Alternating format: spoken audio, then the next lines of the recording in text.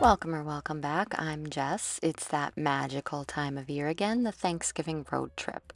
You know, the one where you promise yourself you'll pack light and somehow end up bringing a card table, 17 coats, and a backup outfit for everyone, including the dog, who's staying at home.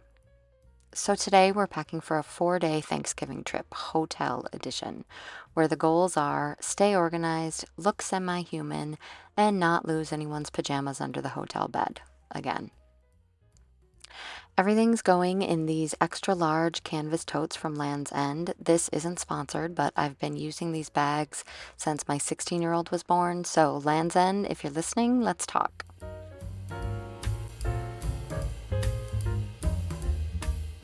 Here's what I'm bringing: a white button down, jeans, lounge pants, wide leg dress pants, a sweater, 3 t-shirts, and wait for it, 2 pairs of pajamas. 1 regular pair and 1 Christmas set. Because let's be honest, the second the Thanksgiving dishes are done, it's legally Christmas. Then the basic socks, a couple of bras, and enough underwear to crop my pants 3 times a day. We're keeping it lean and mean. For the kids, same concept.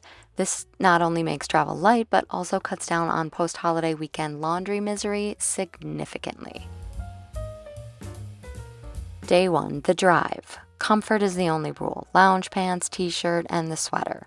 For the kids, leggings or joggers, comfy tops, and shoes that come off easily. I'm a big fan of Crocs for all kids travel. Day 2, Thanksgiving Day. Pictures, food, relatives, and pretending to have energy. I'll wear the white button down with the wide leg pants, polished but breathable. The kids get their nice outfits, presentable but nothing that requires bribery to wear. Everyone gets a pair of nicer shoes that, let's face it, are strictly for pictures because our family is a no shoes in the house family. Also, stretchy waistbands for everyone. That's my parenting tip of the day. Day 3, casual day. Hanging with the family, maybe a shopping run after the Black Friday morning chaos has subsided. Jeans, t-shirt, sweater. For the kids, same. Whatever's clean and not sticky. By this point, we're operating on caffeine and hotel waffles. Day 4, the drive home. We're repeating day 1 with a fresh t-shirt. We'll leave early in the morning. No one cares what anyone's wearing. The goal is just survival.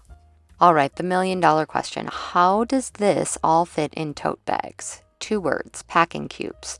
If you don't use them, you're missing out on the closest thing packing gets to sorcery. Everyone gets their own color because it makes my brain happy. I roll just about everything, rolling safe space, then drop each person's clothes into a cube. Heavy stuff at the bottom, lighter stuff at the top. Pajamas, undies, and socks in their own cube because I don't care if they wrinkle. Then 1 shared toiletry bag, travel size everything. My husband handles his own, which I respect, but also deeply envy because he packs everything in under 10 minutes. Once cubes are done, they slide right into the totes. Toiletry bag on top, shoes in the side. These totes hold way more than you think. They're basically Mary Poppins bags. And okay, 3 tote bags packed, no suitcases, no wheels, no regrets yet. I feel ready, possibly delusional, but ready. All right, hotel survival. This is where chaos meets choreography. First thing I unpack when I get there is this: a pop-up hamper. It lives in the corner all weekend, then goes straight back into the car at checkout. No scavenger hunt for dirty socks on departure day. No need to separate dirty clothes from clean in a small bag. Yes, we unpack. I'm not living out of a bag for 4 days. Packing cubes slide right into drawers. Toiletries go by the sink. Shoes in a collapsible bin. The room feels instantly less like a tornado hit it. And then the shit kit. It's my emergency pouch. Meds, Band-Aids, stain remover, wet wipes, extra chargers, Tylenol, sewing kit. Basically everything no one thinks of until it's a crisis.